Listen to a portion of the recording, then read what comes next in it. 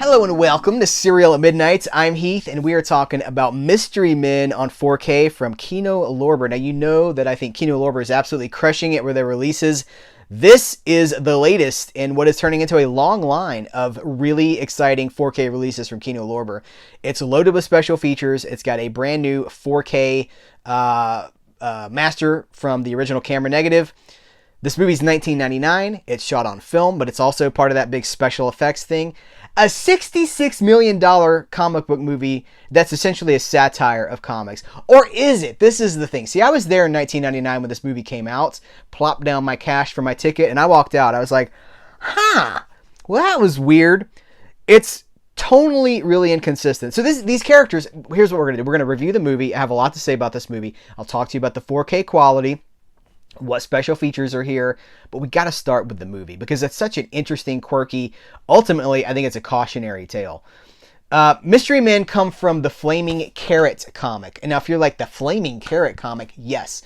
In the 80s and into the 90s and even into the early aughts, Flaming Carrot was a independent underground comic book superhero he's a flaming carrot, and it's quirky. It's really way off the beaten path.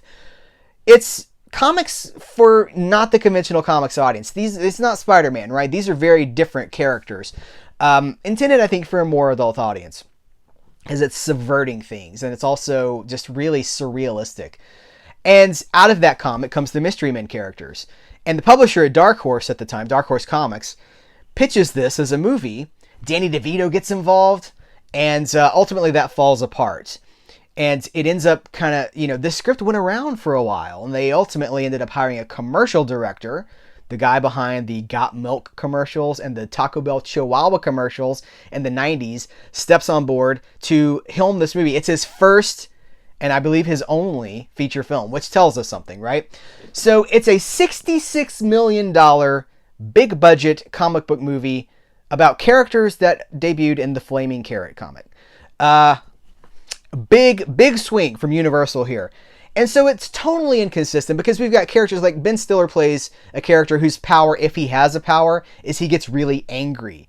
And that doesn't make him stronger. It doesn't make him faster or better. He just gets angry. We have William H. Macy is the shoveler. He shovels really well. And Hank Azaria is a character that throws cutlery. There's a character played by Kel from Kenan and Kel who can only turn invisible. His power is he turns invisible, but only if no one's looking at him. So that's what we're dealing with here. I think part of the problem with the movie is that the director, Kinka Usher, this commercial director, did not stick to the comics. He did not like the script. He thought that the script was boring, and he wanted to make it his. For better or for worse. If you watch the special features here, he says for the better.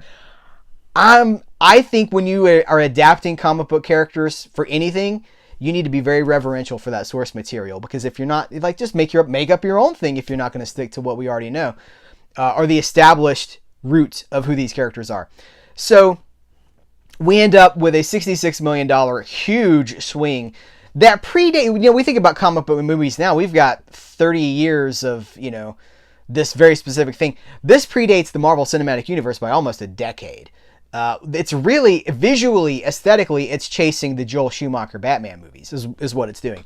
It does interesting things. Greg Kinnear is a superhero that's basically corporate sponsored. He's got Pepsi on his shoulder. He's got Rayovac batteries, a patch. He's a corporate superhero. So that idea, now that's been done with The Boys, which is based on a comic that's been around for the better part of 20 years too. These are not new ideas, but it's done really well. The idea of a corporate superhero, like, hey, these superheroes they're just marketing. That's interesting. I like that. But then the movie just tries to be a legit superhero movie a lot of the time. Sometimes it's funny, but I only laugh out loud maybe twice. But it's interesting, right? This is what we love about cult movies. It's interesting. So we got William H. Macy, Ben Stiller, Janine Garofalo, Paul Rubens, who had been in Hollywood exile after his early 90s trials and tribulations, we'll say. We're talking about the guy that played Pee Wee Herman. He's fantastic in this movie. I mean, really fantastic. He's the only person in this movie that I think knows what movie he's in. He is so broad. He plays it really broad and larger than life too. And there's a scene where his superpower is flatulence, like really powerful flatulence. So like he'll rip one. There's a scene towards.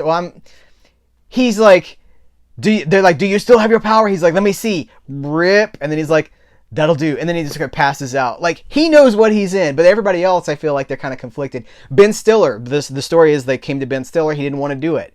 He was actually offered to rewrite the screenplay, and he was like, this is too big for me. I don't want this. And then they're like, well, you can be in it. And he was like, I don't know if I want to be in it. And they're like, let's have a meeting. And he's like, all right, let's do it. So, it's just a stepping stone for a lot of these actors. Claire Forlani is in this. She's great. Greg Kinnear, Hank Azaria, Kel Mitchell, Lena Olin, Eddie Izzard. CeeLo, the rapper CeeLo is here. 1999, you guys. Tom Waits is in this movie. It's a great cast. There's all these cameos, too. If you know your Hollywood history and you know people like celebrities and actors at the time, there's a lot of cameos in this movie. Ultimately, I don't think that a movie works. And I think the audience agreed because it did only make back about $38 million of its $66 million budget. Now, it has achieved cult status over the years, and I think it's good because it is a cult movie. It's kind of a midnight movie. It is an interesting movie. It's the kind of movie that I would champion, and I guess in a way I kind of am championing this movie because it's interesting and because it's quirky and because it's outside the box. But what is a detraction for me is that it's so commercial. It feels like a movie that is heavily made by executives. I'll say this. Kinka Usher is the director. After this movie, he goes back to commercials. This didn't work. The commercial director, let's bring him in for this big $66 million in 1999. That's a lot of money. Doesn't work. He goes back to commercials. And to where he's very successful there. Not knocking the director. He's friends with Michael Bay. And I think that's very interesting because Michael Bay is a visual director, less concerned with the story, less concerned with characters, less concerned with the construction. It's a visual feast. And so that's what we're talking about here. But there's enough ideas in the movie to make it interesting and worth a watch. So enter the new 4K from Kino Lorber. And I got to say, you guys, this is by far the best this movie has ever looked on home media. I can't tell you what I remember what it looked like in the theater 23 years ago. And this is as close as I don't remember what things look like in the theater. And I suspect people that say that they do. But it looks really cinematic. It looks really filmic. It's it's pretty flawless, honestly. It's a pretty flawless presentation. Huge leap above the Blu-ray. It makes me happy when I can say that. It's got great grain structure. The CGI looks really good because it was made for film. 35 millimeter, you guys, so it has this. The further we get into that last era of shot on film movies, they look really good on 4K because the technology is like as good as it's ever going to get before we switch to digital. So it looks really great. There's a scene early in the movie. It's kind of a panning scene as we come into the city and you see like blimps in the sky and there's water underneath. It's like Gotham City is what it is. But it almost looks 3D because it's so good. It looks the depth is there. The HDR here, the Dolby Vision is fantastic. I have high marks for visually high marks. If you're a fan of Mystery Men, you will want this for your collection. The Blu-ray that's included has all the special. Well, there's a commentary on the 4K with the director, but then it really gets interesting on the Blu-ray because they've got some Ballyhoo special features. Maybe these are from a previous release. They're copyright 2020. This is a 2022 release. I'm not aware of another US release of Mystery Men. Maybe it was for another market. But anyway, there's these Ballyhoo special features here where he talks to the director for about 20 something minutes, or 23 minutes, I think it is. And the director is really, he tells a lot of stories. He also says he's the guy that's like, I didn't stick to the comics. I wanted to put my own stamp on it. And, he's owning it for whatever it is. I'm a Superhero Mother, the costumes of Mystery Men with designer Marilyn Vance. Here, I'm going to hold this up to you. These featurettes are really great, and they do help flesh out the story.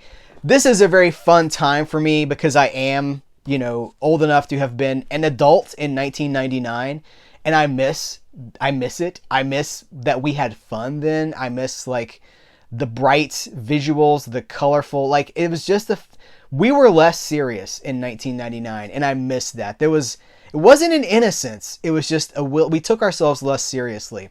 And that really comes through in Mystery Men. So that's my hey, that's my recommendation for this. It's also got deleted scenes. I mean, this thing is absolutely loaded. Over 20 minutes of deleted scenes. I'll say this. I meant to bring this up. The director.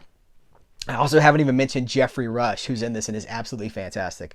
He's the bad guy, Casanova Frankenstein. He's so good in this movie. I think he knows what movie he's in too. The director says, one of the things he says where he thinks the movie ultimately is not serviced well is that they shot so much. They overshot the movie. He said they shot enough footage for a 4-hour movie, cutting it down to 2 hours. This movie's over 2 hours. It's 2 hours and 2 minutes. That's too long for this movie. But they still had to cut out all the character stuff. And he knows this. He recognizes it and talks about it. So it is sort of a cautionary tale, right? Adapting a comic book movie, but getting rid of the comic book influences, rewriting the screenplay with less of that stuff in it, writing so much of a movie as a first-time director that you can't fit it all into your finished film. But what emerges is a really interesting, flawed cult. It's a cult classic. So I'm really glad that this is on 4K. I do recommend it. I want to know what you think about Mystery Men. Let's continue the conversation in the comments below. Guys, until next time, I will catch you later.